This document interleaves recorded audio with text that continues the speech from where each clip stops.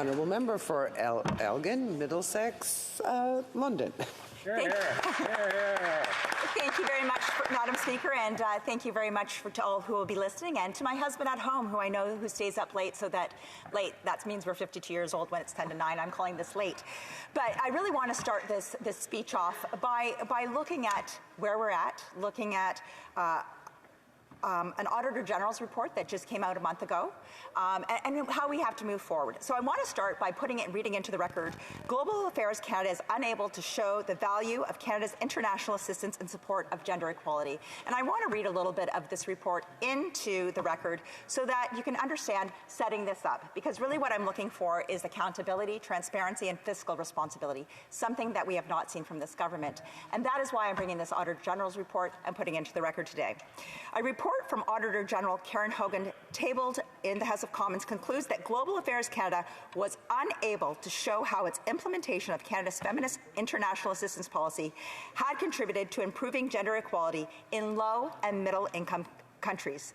The department is unable to see the information contained in its files to report on the value derived from the approximately $3.5 billion spent yearly on a bilateral development assistance projects to provide Parliament and Canadians with a complete picture of the outcomes achieved for women and girls. I'm going to go to another part where the audit also found that the Global Affairs Canada did not meet 2 of its 3 spending commitments under the Feminist International Assistance Policy. The department fell short on funding projects that directly supported the empowerment of women and girls or that were located in sub-Saharan Africa, where the benefit in terms of reducing poverty and advancing gender equality is typically higher. And the reason I'm bringing this forward, Madam Speaker, is this kind of sets the stage to where we're at with this government. Because as we're looking at their budget, and myself putting on the lens as the Shadow Minister for Women and Gender Equality and Youth, looking specifically at what they're indicating in this budget, and knowing that this Auditor General's report here, I think we need to start looking at what is going on with this government. As I look at this, in the 2023 budget, this is something that this government has indicated as part of their foreign aid feminist international assistance policy goal for 2030. And we're talking about them continuing to give out money. But when we're giving out money, we expect there to be results, we expect there to be accountability, and we expect that when we're asking for how has money been spent, that they would be able to show how the people in those areas have been impacted. But Madam Speaker, we have none of that information. So when I see a budget that's saying we're going to go doing all of these wonderful things, I don't see any of the tangible results. And that is why I absolutely oppose so many different things in this budget, because I don't think the government understands fiscal responsibility, and that continues to be one of my greatest challenges.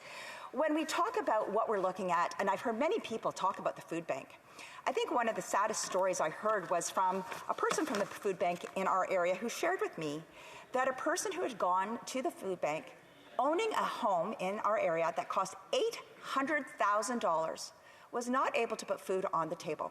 Now, there's many reasons, but I look at the fact that this man who had purchased this home for his family, unfortunately, was not aware of the variable or the fixed interest rates. I got a real problem there with the fact that there was no customer service to help this person who came to Canada and purchased a house to understand those things. So there's lots of concerns there, and I don't want to point the finger.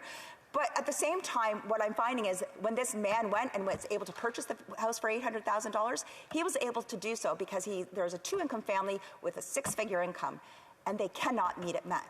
They cannot meet the goals of paying for their mortgage any longer. That is because under what's happening with this government, we have seen inflation go up so much. I can talk about a person who had a mortgage paid bi-weekly. At one time, I believe it was probably in April of last year, the principal and land transfer tax or land taxes, everything totaled up to $753. After everything going on with inflation, when they went back to the bank to renew their mortgage, their new mortgage rate was at $1,050. That is a substantial increase for anybody who is just paying that type of money. I want to also look at so many different things here, and that's where I'm going to go into an OPQ that I did a few weeks ago, and this is where it's coming into where is this government being accountable. And so I put an OPQ dated on March 2nd, and the question was, with regard to the federal government and funding of Gymnastics Canada being frozen in July of 2022, what was the original reason the government froze this funding? And despite allegations of abuse and maltreatment within the sport still being unsettled, has this funding been reinstated? And if so, on what date and for what reason?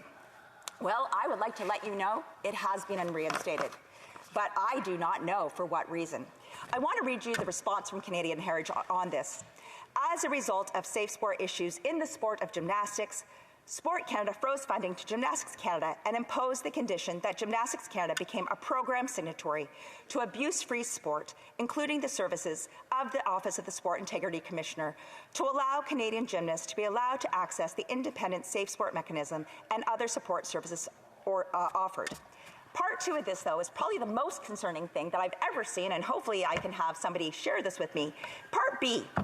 Funding to Gymnastics Canada was reinstated on November 14th, 2022, as the organization has met the condition of becoming a program signatory to the abuse-free sport on October 18th, 2022. Now, why do I find this really crazy? It's because of the timeline. We're talking about a timeline where I know on November 22nd that many parliamentarians were able to view something called Broken. And it was the story from Gymnastics Canada talking about the number of young athletes who had gone through issues. We've had over 600, or actually closer to 700 signatories talking about abuse-free sport. Now, the reason I'm bringing this up is, well, as I said, is the timeline.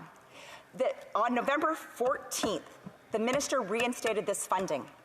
On November 22nd, we highlighted that abuse was still happening in Gymnastics Canada. At that same time, the Status of Women Committee started to study the abuse in sport and started to see that we had a rampant issue that was happening across not just gymnastics, but multiple sports here in Canada.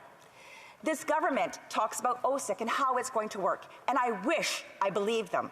But after seeing the fact that they said they've signed on and they're all good, that just doesn't meet the mark for me. Because just because you signed on and the same people are CEOs who have continued to allow this abuse to continue on, they've signed on to something, but we know that over the last number of years, they've never reported the complaints properly, and that these perpetrators remain in the sport, not just gymnastics, but other sports. So I would like to say to this government, who did not invest an extra single dollar in this after all of these allegations that have been going on, the funding was put in 2022. We know that there needs to be a lot done. Why did the government not look at what we need to do next? Why are they looking at OSIC and saying, it's all good, we're fine, as long as you sign this, we're not going to worry any further? Hopefully I can get some answers to that question. But I also want to talk about women and talking about when we're looking at women and gender equality, women back in the workplace. And we know that according to statistics, that participation rate decreased by 28% during the pandemic.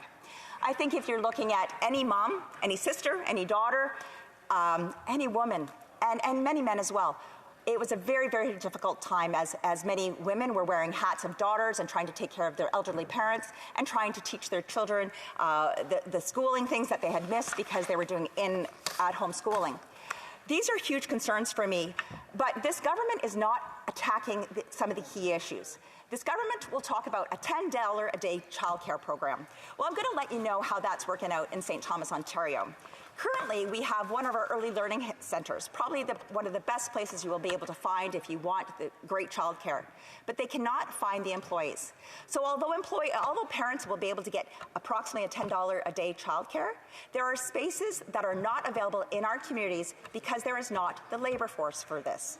I think we always see with this government, they really like to put the cart before the horse. It's sort of like, let's make sure that when we do this, that we have the young men and women who will be working in these programs, going through the education process, ensuring that they will be able to take these jobs that this government is promising to parents that will be cared for. These are some major issues that we're finding here. So I've talked about the food bank, the fact that food bank usage, and we've seen it across the country, across the board, middle-class income families are walking into food banks needing their help right now. We know with the sports abuse that they've put money in, but they're actually doing nothing about it. We've seen with the foreign feminist policy that, yeah, you can throw $3.5 billion out there, and it does not matter where the money falls. No one's going to be accountable. Thank you very much, Madam Speaker. I am very pleased to be able to do this speech, but I would really like this government to hold up and start being accountable. Thank you very much.